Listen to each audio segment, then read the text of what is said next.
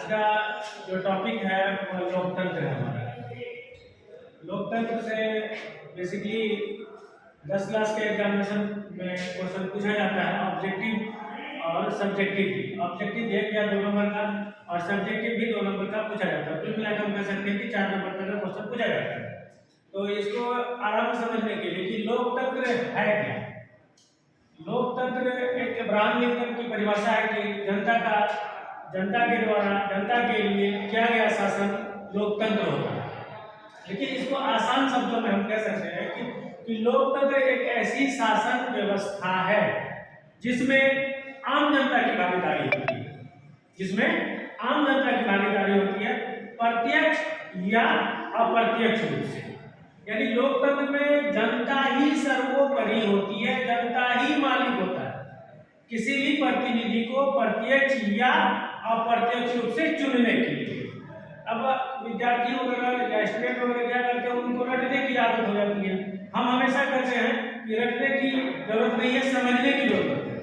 तो लोकतंत्र एक ऐसी शासन व्यवस्था है जिसमें आम जनता की भागीदारी प्रत्यक्ष या अप्रत्यक्ष रूप से होती है। अब यहाँ पे बात होती है कि लोकतंत्र कितने प्रकार के, तो एक लोकतंत्र प्रत्यक्ष और दूसरा अप्रत्यक्ष।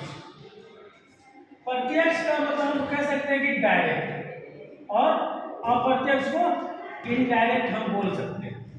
प्रत्यक्ष लोकतंत्र में अगर देखा जाए तो डायरेक्ट जनता प्रतिनिधि को अपने मत का प्रयोग करके चुनती है। जैसे मान लिया जाए हम किसी विधायक को चुनते हैं तो विधायक को डायरेक्ट हम वोटिंग करते हैं और चुन के वो हमारे यहाँ आते हैं। मुखिया का चुनाव ले लीजिए, वार्ड मेंबर का चुनाव ले लीजिए, या समिति का चुनाव ले लीजिए, या फिर जिला परिषद का ले लीजिए, या सांसद का ले लीजिए, ये डायरेक्ट चुना जाता है। लेकिन यहाँ पे अप्रत्यक्ष दूसरा जो लोकतंत्र है वो अप्रत्यक्ष है, जिसमें जनता के द्वारा चुने गए प्रतिनिधि सरकार को चुनती है, वो अप्रत्यक्ष हो गए।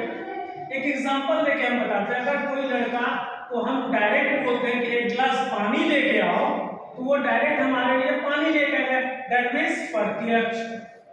अगर इसी एग्जांपल को हम अप्रत्यक्ष रूप में देखते हैं कि अगर कोई लड़का बाहर खड़ा है, मान लिया जाए श्याम नाम का लड़का बाहर खड़ा है और हम मोहन को बोल रहे हैं कि मोहन जाओ श्याम को कहना कि गिलास पानी सदासर मांग रहे हैं, तो ये क्या हुआ, इनडायरेक्ट हुआ। वही चीज है यहाँ पे कि जनता के द्वारा चुने गए प्रतिनिधि सरकार को चुनती है।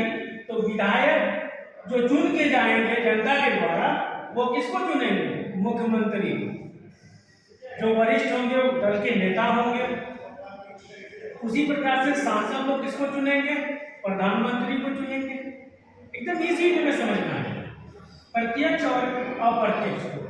अगर एक बात और पूछा जाता है कि भारत में किस प्रकार का लोकतंत्र देखने को मिलता है, तो वहां पे देखिए, आप खुद देखिए कि यहाँ पे जनता के द्वारा चुने गए प्रतिनिधि सरकार को चुनती है। हम ऑटोमेटिक कह सकते हैं कि जो जनता के द्वारा चुनी गई प्रतिनिधि सरकार को चुनती है, तो ये वाला ऑप्शन आपका बेस्ट होगा कि जनता के द्वारा चुने गए प्रतिनिधि सरकार को चुनती है। तो हम कह सकते हैं कि भारत में अप्रत्यक्ष प्रकार का लोकतंत्र देखने को मिलता है।